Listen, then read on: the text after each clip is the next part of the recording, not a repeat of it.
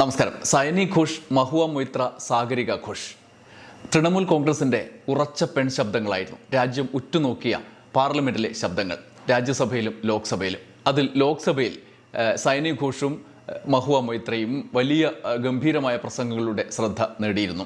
തൃണമൂൽ കോൺഗ്രസ് ബംഗാളിലെ തെരഞ്ഞെടുപ്പിലെ വൻ പരാജയത്തിന് ശേഷം വലിയ തിരിച്ചടി നേരിട്ടുകൊണ്ടിരിക്കുന്ന ഘട്ടത്തിൽ കൂടുതൽ തിരിച്ചടിക്ക് ആക്കം കൂട്ടിക്കൊണ്ട് ഉണ്ടായ ഒരു പ്രതിസന്ധി 10-20 MP കാലുമാറിപ്പോയതാണ്. BJPക്ക് വേണ്ടിയിട്ട് പ്രത്യേക ബ്ലോക്കായി അവിടെ ഇരിക്കുന്ന കാഴ്ച മമതാ ബാനർജിയെ മാത്രമല്ല നമ്മളെപ്പോലുള്ള ആളുകൾ ഞെട്ടിച്ചിട്ടുണ്ട്. എന്തുകൊണ്ടാണെന്ന് വെച്ച് കഴിഞ്ഞാൽ നമ്മൾ പലപ്പോഴും ഇപ്പോൾ ന്യൂസ് അറ്റ് ഹൗസിൽ സൈനി ഘോഷിൻ്റെ പ്രസംഗങ്ങൾ മലയാളികൾ സബ്സ്ക്രൈബേഴ്സ് ആയിരിക്കുന്ന ആളുകൾ ഏറ്റവും കൂടുതൽ കേട്ടിട്ടുണ്ടാവുക ന്യൂസ് അറ്റ് ഹൗസിലെ മലയാളം വിവർത്തന പ്രസംഗങ്ങളായിരിക്കും. അല്ലാതെ അവരുടെ പ്രസംഗങ്ങൾ വിവർത്തനമായി അധികം കേട്ടിട്ടുണ്ടാവില്ല. നമ്മൾ നിരവധി പ്രസംഗങ്ങൾ ന്യൂസ് അറ്റ് ഹൗസിലൂടെ സൈനി ഘോഷിൻ്റെ പ്രസംഗങ്ങൾ നൽകിയിട്ടുണ്ട്.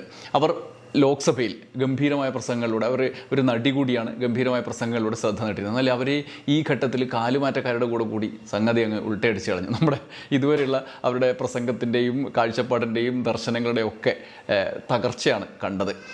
മഹുവ മൊയ്ത്ര കൂടെ തന്നെയുണ്ട്, തൃണമൂലിലുണ്ട്, അവർ ലോക്സഭയിലുണ്ട്. സാഗരിക ഘോഷ് ഇപ്പോൾ രാജ്യസഭയിലും ഉണ്ട്. ഈ ഘട്ടത്തിൽ ഞാൻ നിങ്ങളുടെ അടുത്തേക്ക് വന്നത് ഇത് പറയാനൊന്നുമല്ല.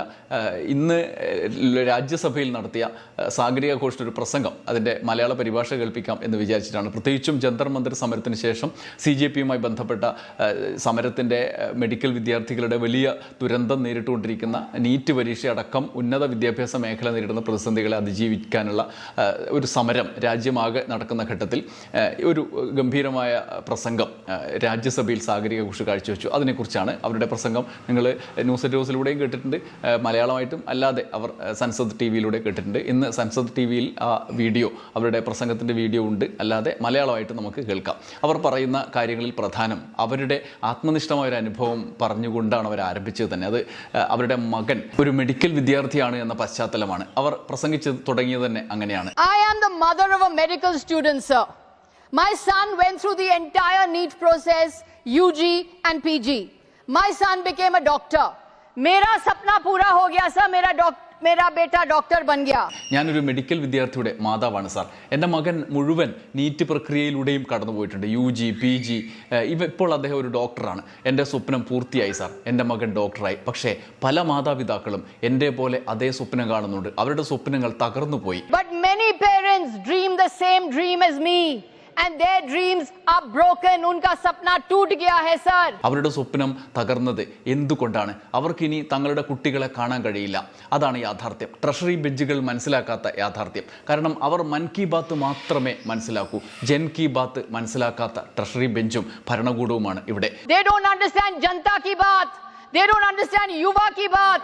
They don't understand छात्रों की बात. They only understand मन की बात. അവർ ഒരിക്കലും രാവിലെ 2 മണി വരെ ഉറങ്ങാതെ ഫലം കാത്തിരിക്കില്ല. ഒരു പരീക്ഷയ്ക്ക് വേണ്ടി കുട്ടി ഭക്ഷണം നിർത്തുന്നത്, ഉറക്കം നിർത്തുന്നത്, പുഞ്ചിരി നിർത്തുന്നത് ഒരിക്കലും കാണില്ല. ഒരു പരീക്ഷ അവൻ്റെ മുഴുവൻ ഭാവിയും നിയന്ത്രിക്കുന്നു. ട്രഷറി ബെഞ്ചുകൾ വിഷമിക്കുന്നില്ല. കാരണം അവരുടെ കുട്ടികൾ എല്ലാവരും വിദേശത്താണ് പഠിക്കുന്നത്. BJP നേതാക്കളുടെ കുട്ടികൾ വിദേശത്താണ് പഠിക്കുന്നത്. The treasury benches are not worried, sir. Because their children are all studying abroad. Many of their children are studying in UK, US, Europe. They have no skin in the game. അവരുടെ പല കുട്ടികളും UK, US, Europe ഒക്കെയാണ് തിരഞ്ഞെടുക്കുന്നത്. അവർക്ക് ഈ ഗെയിമിൽ താല്പര്യമേ ഇല്ല. उनके बच्चे तो इंडिया में पढ़ते ही नहीं है sir. They have no skin in the game and they tell us about deshbhakti when their children are studying all abroad. അവരുടെ കുട്ടികളെ വിദേശത്ത് പഠിപ്പിക്കുമ്പോഴും നമ്മളെ അവർ ദേശഭക്തി പഠിപ്പിക്കും. എൻ്റെ മകൻ ഭാഗ്യവാനായിരുന്നു സാർ. ലക്ഷക്കണക്കിന് കുട്ടികൾ അങ്ങനെയല്ല. കുടുംബം, ഭൂമി ഒക്കെ വിൽക്കപ്പെടുന്നു, വായ്പ എടുക്കുന്നു. കുട്ടികളെ 100 കിലോമീറ്ററുകൾക്കപ്പുറത്തേക്ക് അയക്കപ്പെടുന്നു. കുട്ടികൾ ഒരു ദിവസം 14 മുതൽ 16 മണിക്കൂർ വരെ പഠിക്കുന്നു. കുട്ടികൾ സിസ്റ്റത്തോട് ഒരു കാര്യം മാത്രം ആവശ്യപ്പെടുന്നു: ന്യായമായ അവസരം. Children ask the system for one thing, a fair chance. Children are asking for a fair chance. No favors, no privileges. ധനമന്ത്രി ഇവിടെ പറഞ്ഞു ക്യാൻസൽ ചെയ്ത പേപ്പറുകൾ നല്ലതാണ് എന്ന്. കാരണം കുട്ടികൾക്ക് സമയം കൂടുതൽ പഠിക്കാൻ കിട്ടും. ഇത് പരിഹാസ്യമാണ് sir. Sir, the honorable finance minister said that cancelled papers are a good thing because children get more time to study. This is preposterous, sir. Are cancelled exams somehow beneficial?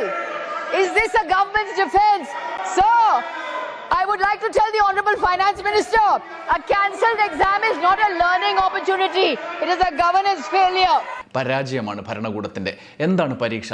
ഒരു പരീക്ഷ ഒരു വാഗ്ദാനമാണ്. പരീക്ഷാ അധികാരിയും വിദ്യാർത്ഥിയും തമ്മിലുള്ള വാഗ്ദാനം. വിദ്യാർത്ഥി അച്ചടക്കവും സത്യസന്ധതയും വാഗ്ദാനം ചെയ്യുന്നു. പരീക്ഷ നടത്തുന്ന ഭരണകൂടം ന്യായം വാഗ്ദാനം ചെയ്യുന്നു. ക്യാൻസൽ ചെയ്ത പരീക്ഷയും ലീക്ക് ചെയ്ത പരീക്ഷയും ഒരു അഡ്മിനിസ്ട്രേറ്റീവ് ഫെയിലിയർ മാത്രമല്ല, അത് വ്യക്തിപരമായ വഞ്ചന കൂടിയാണ്. ഈ വഞ്ചന കാരണം 21 കുട്ടികൾ ജീവൻ ഉപേക്ഷിച്ചു. ഒരു യുവതി ഒരു കുറിപ്പെഴുതി, സോറി മമ്മ, സോറി പപ്പ, മറ്റൊരു റീടെസ്റ്റ് എടുക്കാൻ എനിക്ക് ധൈര്യമില്ല എന്ന്. Sorry mummy, sorry papa, I don't have the courage to take another retest. A child has gone because of the failure of this government. ആ കുട്ടി എന്നാൽ സർക്കാരിൻ്റെ പരാജയം കാരണമാണ് ജീവൻ നഷ്ടപ്പെട്ട കുട്ടിയായി മാറിയത്. പ്രധാനമന്ത്രി ഈ കുട്ടികളെക്കുറിച്ച് ഒരു വാക്കുപോലും പറഞ്ഞില്ല. അദ്ദേഹത്തിൻ്റെ വായിൽ നിന്ന് പുറത്തേക്ക് വന്നില്ല ഒരു വാക്കുപോലും. സഹാനുഭൂതിയില്ല, ഖേദമില്ല, സഹതാപമില്ല, ഒന്നുമില്ല. അദ്ദേഹം തൻ്റെ മൻ കി ബാത്തുമായി വളരെ തിരക്കിലാണ്. And the Prime Minister has said not one word about these children. एक शब्द नहीं निकला है प्रधानमंत्री के मुंह से. न सहानुभूति, न अफसोस, न हमदर्दी, एक शब्द नहीं निकला है sir. He is so busy with his man ki baat. 24-ാം act ഭേദഗതി ഒരു പരിഹാരമേ അല്ല. ഈ ബിൽ ചെയ്യുന്നത് ശിക്ഷ വർദ്ധിപ്പിക്കുക മാത്രമാണ്. ഇവിടെ പരീക്ഷാ പരിഷ്കരണമില്ല. ഗവേണൻസ് പരാജയപ്പെടുമ്പോൾ പൗരന് ഒരു മാർഗമേ ഉള്ളൂ, സമാധാനപരമായ പ്രതിഷേധത്തിന്റെ അവകാശം. ഈ സർക്കാർ പ്രതിഷേധത്തോടെ എങ്ങനെയാണ് പെരുമാറിയത്?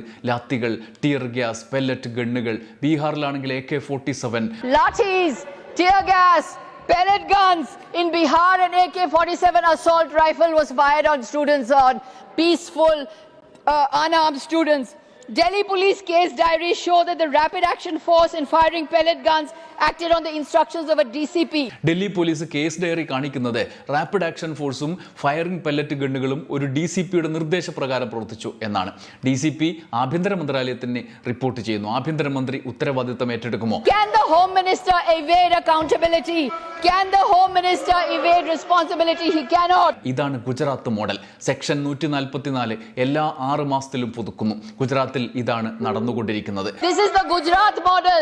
Section 144 renewed every 6 months. This is what happens in Gujarat. ഞാൻ ആവശ്യപ്പെടുന്നത് ആഭ്യന്തരമന്ത്രി ഈ സഭയിലേക്ക് വരണം, പ്രസ്താവന നടത്തണം, വിദ്യാർത്ഥികളോട് മാപ്പ് പറയണം.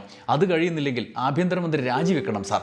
I demand that the Home Minister come to this house, make a statement, answer the students, apologize to the students. If he cannot do so, the Home Minister must resign, sir. അദ്ദേഹം രാജിവെക്കണം. അവർക്ക് പ്രതിഷേധത്തിന്റെ ഒരു play book ഉണ്ട്. പ്രതിഷേധം എങ്ങനെ കൈകാര്യം ചെയ്യണമെന്ന് അവർക്കറിയില്ല. പ്രതിഷേധം വരുമ്പോൾ അവർ അതിന് ലേബൽ ഇടുന്നു. Kisan Andolan, Andolan GV. Anti-CA, anti-national. Student protest, urban Naxal. Women wrestlers, they drag them off the street. Then they order the Godi media to label them. Tukre Tukre gang, Toolkit gang, foreign gang. This is what they say. ഒരിക്കൽ പ്രതിഷേധത്തെ ധാർമ്മികമായി അയോഗ്യമാക്കിയാൽ പിന്നീട് ഒരു പരാതിയും ഇല്ലെന്ന് അവർ നടിക്കുന്നു. പ്രധാനമന്ത്രി ഈവന്റുകൾ നടത്തുന്നു. പരീക്ഷാ പേ ചർച്ച, പരീക്ഷാ യോദ്ധാക്കൾ എന്ന പുസ്തകം എഴുതുന്നു. ഒരിക്കലും മത്സര പരീക്ഷ എഴുതിയിട്ടില്ലാത്തൊരു പ്രധാനമന്ത്രി പരീക്ഷാ യോദ്ധാക്കൾ എന്ന പുസ്തകം എഴുതുന്നു. He is writing a book, Examination Warriors. A Prime Minister who has never taken a competitive examination in his life has written a book, Examination Warriors. This is laughable, sir. It would be comic if it were not tragic. Sir, protesters are patriots.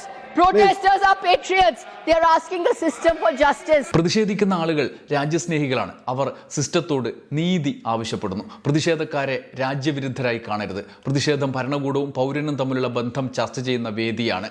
അവിടെ ഭരണഘടനാപരമായ ആയുധമാണ് അവർ പ്രയോഗിക്കുന്നത്. സ്വതന്ത്ര India പ്രതിഷേധത്തിൽ നിന്നാണ് ജനിച്ചത്. Put away your lathis. Put away your AK-47.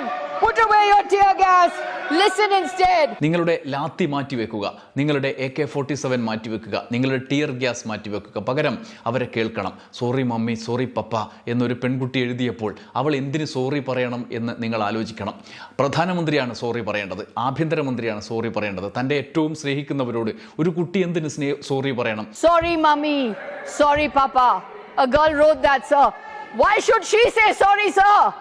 They should say sorry. The Prime Minister should say sorry. The Home Minister should say sorry. Democracy മൻ കി ബാത്ത് അല്ല, democracy Janata Ki Baat ആണ് sir. Democracy is not man ki baat. Democracy is janta ki baat, sir. Democracy is not man ki baat. Democracy is janta ki baat. നിരന്തരമായ ബഹളങ്ങൾക്കിടയിലും സാഗരിക ഘോഷ് ഇങ്ങനെയാണ് പ്രസംഗം പൂർത്തിയാക്കിയത്. നന്ദി, നമസ്കാരം.